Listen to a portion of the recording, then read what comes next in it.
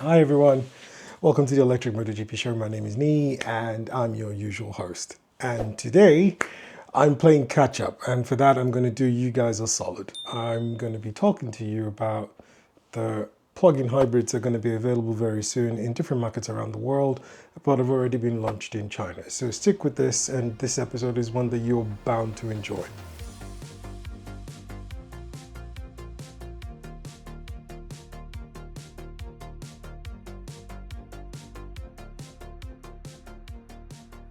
So the premium larger SUV segment is one that is properly blown up in 2025, with every single company trying to outdo one another in terms of spec, in terms of what is coming out with each one, and in terms of exactly what they want to do and bring out. The only problem is which one's going to be the best one. The Sydney EV show is going to be happening from the 30th of October till the 2nd of November. If you look in the description below, you'll see links for a BOGOF deal, and you should be able to use that to get your buy one, get one free. So you've got to be living under a rock for you to have missed the fact that the Zeekr 9X came out, and within an hour or so got 40,000 orders. Now the Zeekr 9X, I showed you clips of it when we went to China. And in going to China, we were able to look at how luxurious it was. And I did get you to have a look at the Lynk Co 900, which is one of the contenders in this particular segment. And one of the reasons why I wanted to do this video, and I was waiting patiently. Now, I should have done a video for you when the Zeekr 9X got launched, but unfortunately, I had to have some health issues sorted out. And one of the things I'm going to try and tell everyone who subscribes to this channel is please get your skin checks done on a regular basis. Skin cancers do exist, and it's very easy for them to be missed. If you find something new on your body that has not been looked at, please get your doctor to have a look at it. And sometimes it's just a straightforward biopsy to figure out what it is. And if the biopsy's done, it gives you a bit of insight as to what's going on, and it might be the thing that saves your lives or prolongs your life. So health service announcement. So that's why I didn't give you the video on the Zeekr 9X. I had a few things going on, but I'm back, I'm okay, everything's all good, so let's move on. The Zeekr 9X launched to a lot of fanfare, and there is a lot to be said about that car. The car in itself is premium at its best. You've got fast charging on a plug-in hybrid, you've got issues with you've got decent battery size with it. You've got capable electric motors in there. You've got significant amount of tech all built in. Now, the competition in this segment is crazy. And I'm not joking when I say the competition in this segment is crazy. This segment has got the U8L from Yangwang. This segment has got the Lynk Co 900. This segment has got the Denza N8L, which was also launched in the same week as the Zeekr 9X. This segment has got the BYD Yangwang, the plug-in hybrid version of it, and the Zeekr 9X as aforementioned. Now, all of them are definitely plug-in hybrids or EREVs to a large extent. Next year is even going to be worse because Geely's got more coming out. They're going to be plug-in hybrid in this segment. XPeng has got plans in this segment as well. So you've got plans for the plug-in hybrid version of the G6, plug-in hybrid version of the G7, plug-in hybrid versions of the G9, all coming out next year. So this space is going to be really, really interesting. Now, for those of you who've watched the different videos I've done, I've always mentioned the fact that one of the problems with the plug-in hybrid system is the fact that you've got a little battery and the DC fast charging is usually poor. And oh my gosh, did the Zeekr 9X blow that out of the park. So the Zeekr 9X came up with the concept of, similar to the XPeng's Kundun system, in which you've got a large battery with the proper fast charging present in there with a lot of tech to back it up. The interior of all these cars are phenomenal. Now, I'm gonna be honest with you. My favorite interior of all of these cars is the Lynk Co 900. But the Zeekr 9X has got a few things right. So you've got a double 16-inch screen up front with a 17-inch screen that actually glides forwards and backwards depending on what the need of the people in the car is, which is great to say the least. And all of them can do somewhere between 900 to 1,500 kilometers on the CLTC cycle, which will put you roughly about 1,300 on all of them, or 1,100 in WLTP. Real life range for most of them, you'll be getting 1,000 kilometers on a single charge with a full battery. But the beauty of it is this: you now have a situation where almost all of them have got a minimum of about a 40 to 50 kilowatt hour battery as standard. And then you then have the more premium versions going to 60 to 70 kilowatt batteries in there. So basically what they're trying to say now is that you will get somewhere between 150 to 250 kilometers WLTP on all of them. This is going to be fun.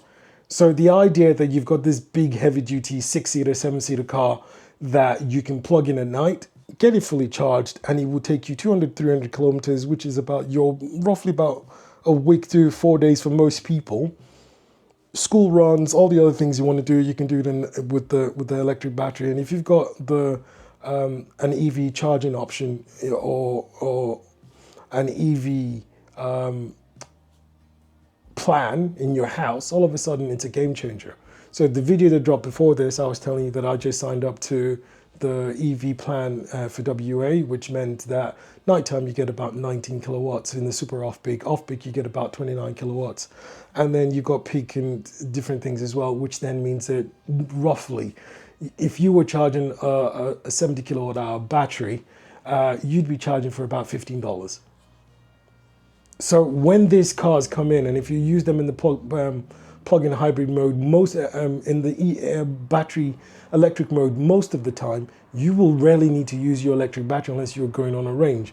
And at Greg_Davis, who's been putting a lot of cheeky comments about the range test we did to Jurien Bay, this solves the problem. So I wouldn't have to panic about range with this, because I know that even if there was no charges, the petrol engine will kick in and will charge the battery, and will definitely mean going to places like Jurien Bay, which is about 250, 230 kilometers from Perth.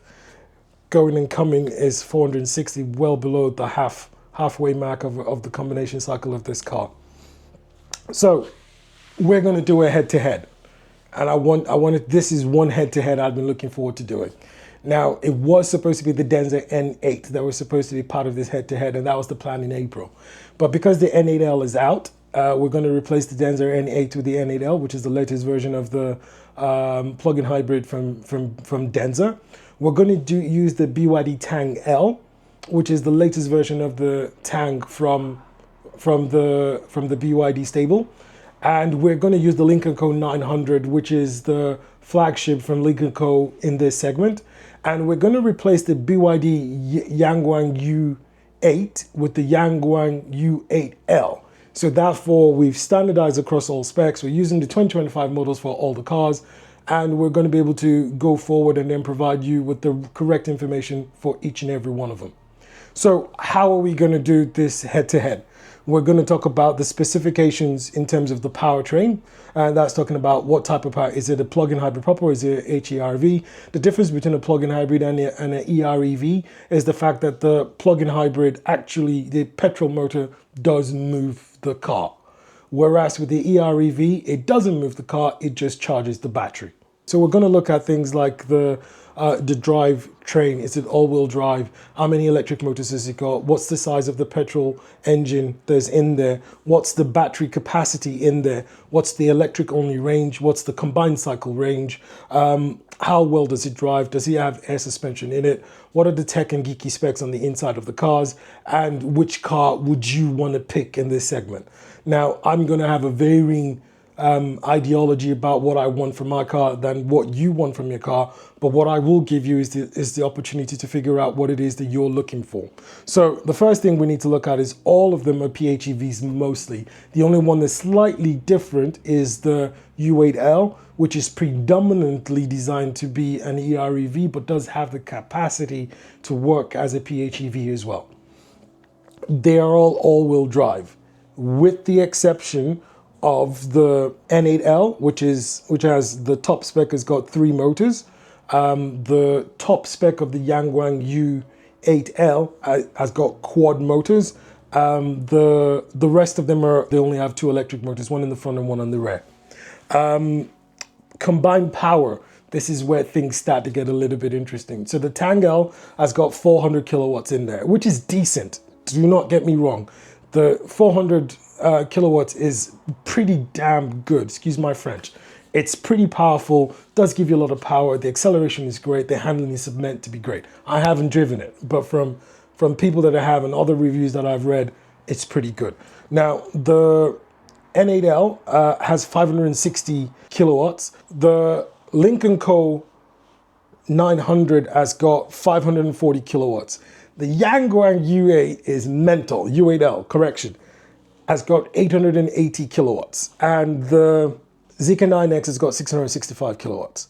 So combined, that's a lot of power. What does that tell us in terms of power? Let's look at the torque, and then we look at the acceleration. So the torque on the Tang is 670. The torque on the N8L is supposed to be about 780 or 800. I'm sorry, I've got it a bit muddled up at the moment. The torque for the Lynk Co 900 is 1,038 Newton meters. The torque on the U8L is 1,280, and the torque on the 9X is 1,150, which tells you that the U8L is killing it on a different level in here. So battery capacity is where things start to get, where you start to segregate the big boys from the regular boys. Now, the Tang 8L, again, goes back to what I was talking about BYD and not speccing their cars in such a way to make them really, really appealing in the hybrid space. The Tang L has got 35.6 kilowatts on the and comes with a lithium iron phosphate battery. The N8L comes with a 46.99, which is actually 50 kilowatt hour battery, but 46.99 usable LFP battery as well. The Lynk Co 900, the base spec comes in with the 52.4 kilowatt, 55 kilowatt hour battery. The Yangwang U8 comes with a 55 kilowatt hour battery, but a 49.5 kilowatt hour usable.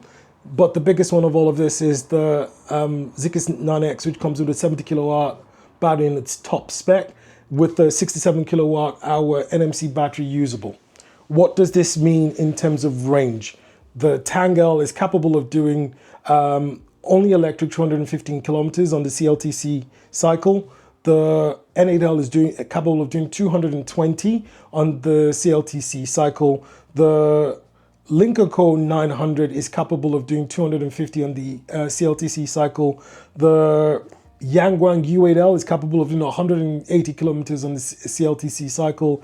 And the Zeekr 9X is capable of doing 310 on the CLTC cycle. So that tells you that basically these cars will be capable of doing most of your week on the charges. And if you're coming home at night and you're plugging in, you'll be able to do most of your week without having any hassles.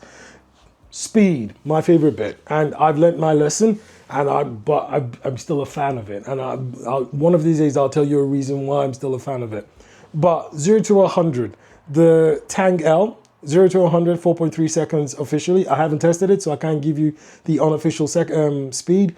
The N8L, 0 to 100, 3.2 seconds.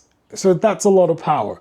The Lynk Co 900, 0 to 100, 4.2 seconds. The Yangwang U8L, 0 to 100, 3.6 seconds. And the Zeekr 9X, 0 to 100 is 3.6 seconds. Now I'm going to pause here for a moment. The video is of the Zeekr 9X on a racetrack with Ferraris, Lambos, and they're doing a quarter mile dash, and the Zeekr 9X peeps all of them to the finish line. This is despite the fact that it's bigger. This is despite the fact that it's significantly heavier. It's about 2.6 ton. This is despite the fact that it's less aerodynamic. That just lets you know that when it comes to electric cars at the moment, there is little most of the legacy automakers and the legacy sports makers can really do. they're going to have to get on board with the program, because unfortunately, I'm not the one that coined this term, but it's one term that I completely agree with. The Chinese have democratized horsepower. Horsepower used to be a thing that you had to be wealthy, and I don't mean rich, I mean wealthy to be able to get anything decent. So look at it from this perspective. If you wanted a Ferrari that could do 500 horsepower, or an Aston Martin that could do 500 horsepower, or you wanted a Lamborghini that could do 500 horsepower, you'd be looking to spend in the region of about 400 to 500,000 Australian dollars, and all the way up to about $1 million, even if no more. Just think about the fact that the Koenigseggs of this world, the Bugattis of this world, all start above $1 million US. And if you think about it, the Bugatti Chiron is $3.5 million US and does 1,500 horsepower. The BYD U9 regular edition, not track edition, regular edition, costs 150 to 200,000. It's got over 1,000 horsepower. The track edition Ultra has 2,800, 2,900 horsepower, now owns the record of being the fastest car on the planet. And then I saw another video, which I'll talk to you about in that video, where someone said the theoretical top speed of that car is well over 550. Theoretical. But anyways, that's a digress from this particular episode. Top speed of all the cars. The BYD Yangwang has got a top speed of 180 kilometers per hour. The Denza N8L has got a top speed of 200 kilometers per hour. The Lynk Co 900 has got a top speed of 240 kilometers per hour. The Yangwang U8L has got a top speed of 200 kilometers per hour. And the Zeekr 9X has got a top speed of 240 kilometers per hour. So honestly, these cars are big, heavy, and they can speed. So for those of you who are thinking, ooh, I'm not sure, this is a different segment, babe. This is a different kettle of fish. This is what the future is holding for all of us, and we've got to get used to it. DC fast charging, same problem with BYD, and it hasn't gotten better yet. I'm hoping it will, but it hasn't.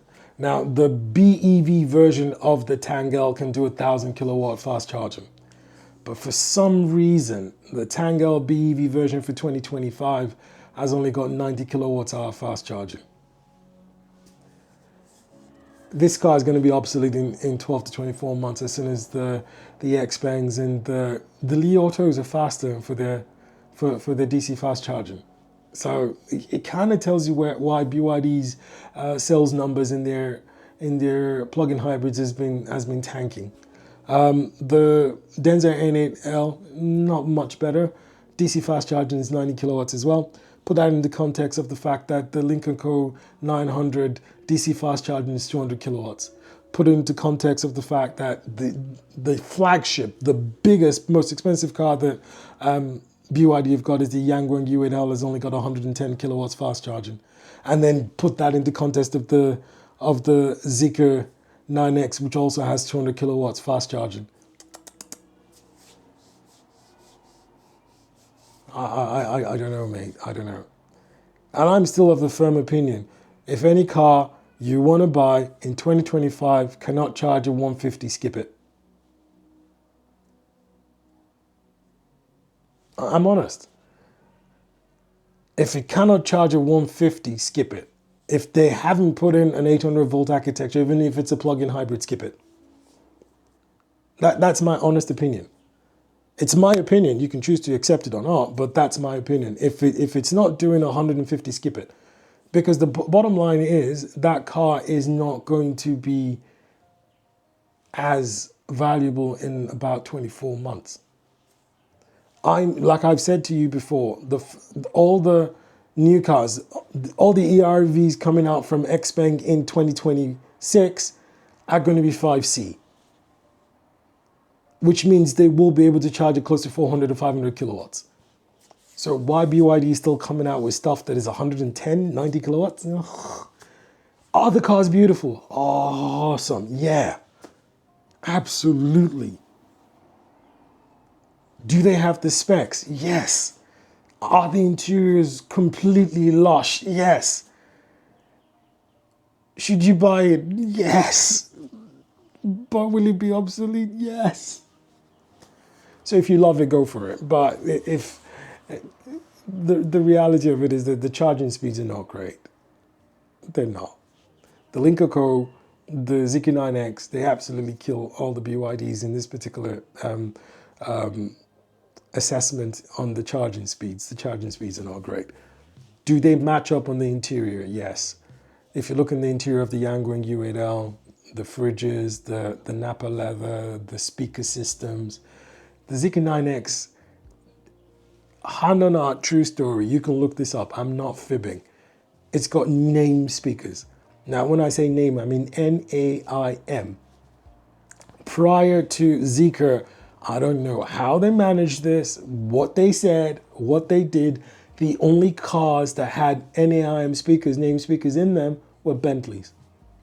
So if you're buying a Zeekr 9X, the speaker system is the same speaker system in a Bentley. What the heck? And that's where the price comes in. The top spec of the Zeekr 9X is coming in about $90,000. It's cheaper than the Yangwang U8L. It's cheaper than the Lynk Co 900 because the top spec of the Lynk Co 900 is $60,000 US. It's cheaper than the, no, those are the two cars that it's cheaper than. The Denza N8L is about 60,000 USD.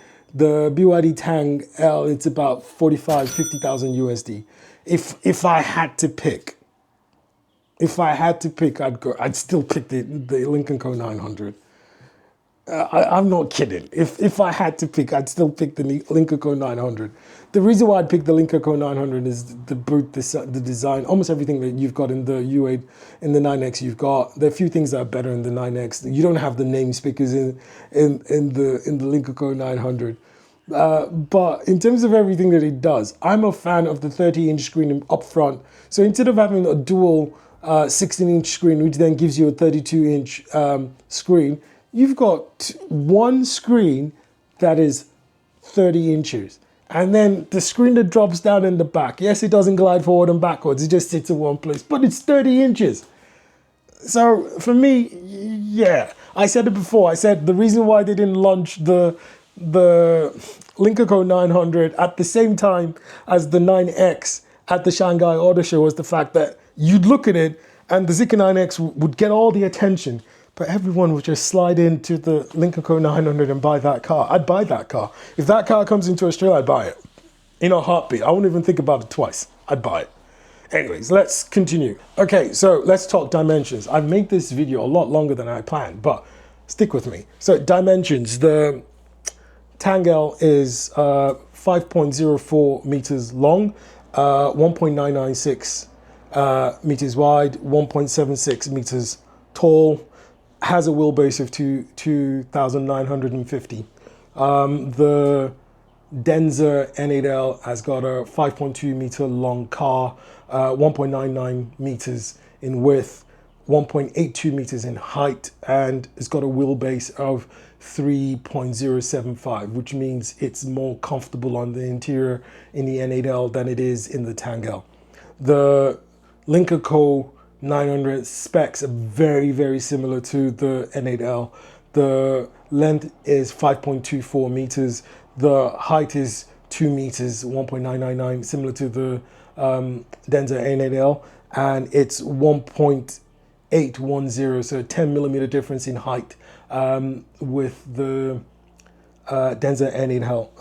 The wheelbase in the Lynk Co 900 is 3.16 versus the 3.075 of the N8L, which means the interior cabin is bigger on the Lynk Co 900. And then there's the little quirks that they've done with the Lynk Co 900. So if you go for the 6-seater instead of the 7-seater, you'll get reversible seats, so you can actually rotate the interior of the car so that the occupants of the car can actually face each other.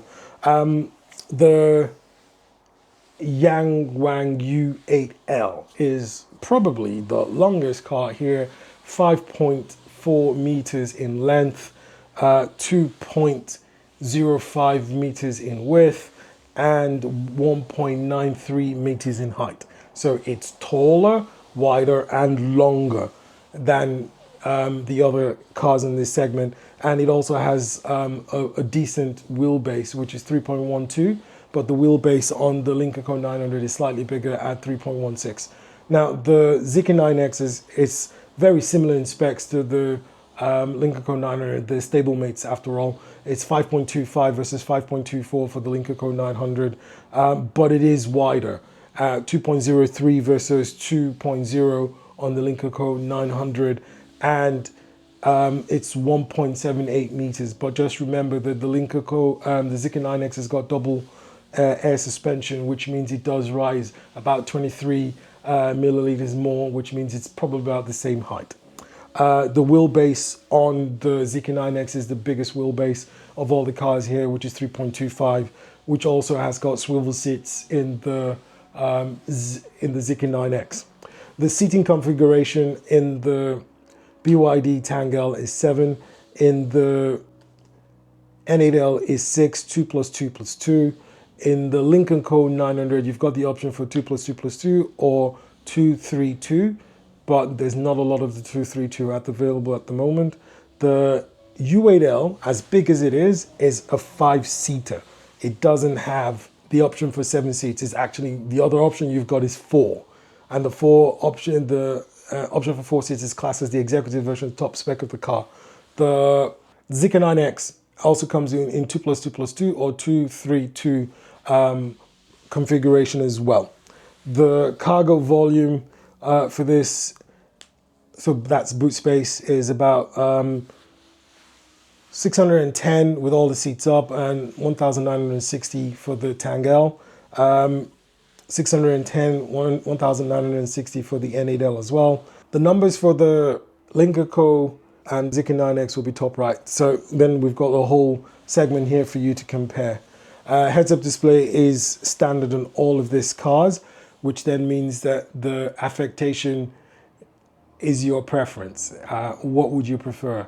All of them have got very luxurious interiors. The Yangwang probably is the one with the most inferior interior to all the cars here, but it's not doing too badly, to be honest with you. And if you're getting this car at $40,000 out of China, which is roughly about $60,000 Australian, and if you think this car comes in and they're able to put this car on the market about $80,000, you've got to put it in the context that your Zeekr 7X is coming in at $80,000, your IM6 is coming in at $80,000, and you've got a lot of other cars that are coming in at $80,000 in Australia, and therefore you know that this car is probably good value for money.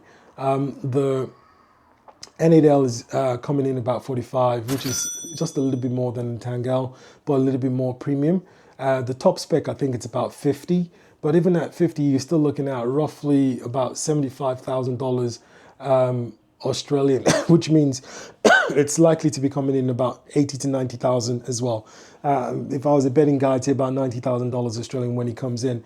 And if it comes in at a $90,000, which is sub the LCT threshold, you then have a decent car, plug-in hybrid, which is capable of doing a lot of things, and it's coming in at an affordable price. Top spec of the Lynk Co 900 is $60,000.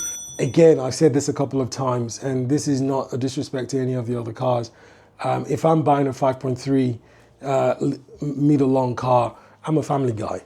I would prefer for it to be a 7-seater so I can take my family in comfortably, and we've got enough boot space to be able to lug things around without any problems. So the U8L kind of isn't for me.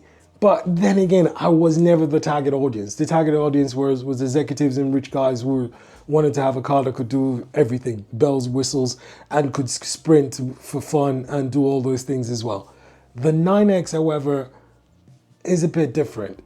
It is designed to be completely luxurious. Now, the entry level price of the 9X is going to be cheaper than the Zeekr 009, which means based on that pricing, based on the pricing that is there at the moment, we're expecting the Zeekr 9X to start in Australia somewhere in the region of 120 to 125.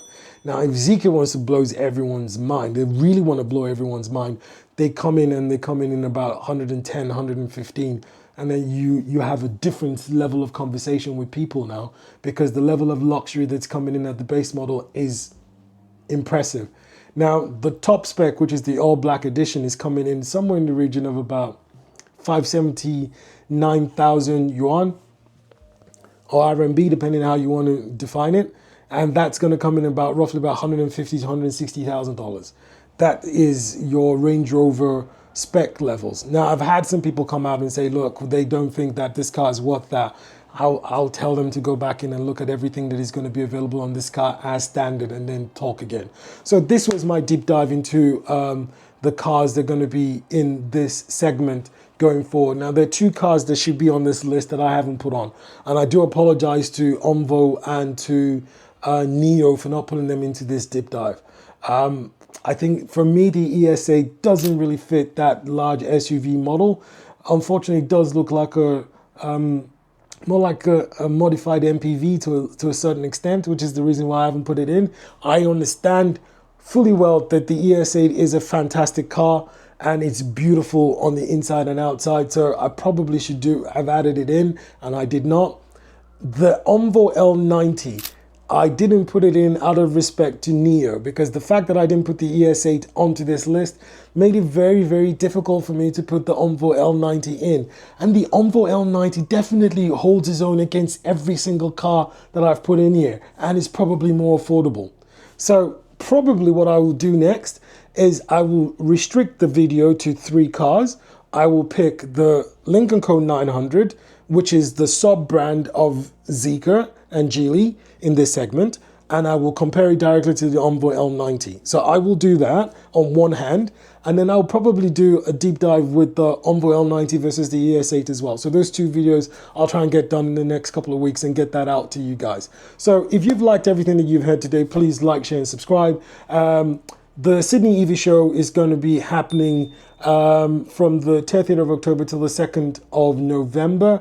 If you look in the description below, you'll see links for a BOGOF deal, which is buy one, get one free. Stay blessed, guys. And if you could do us a favor, please sign up to membership on Patreon and on YouTube. The membership fees are not too, man, but if nothing else, we will be looking to add a free membership section as well. And as part of our 1st year anniversary, we're going to have a promo running very soon. So watch this space so that you can be one of those people that gets the gifts that we're going to be putting out for the members on the YouTube channel. Right, until the next time, stay blessed, and I will see you all soon.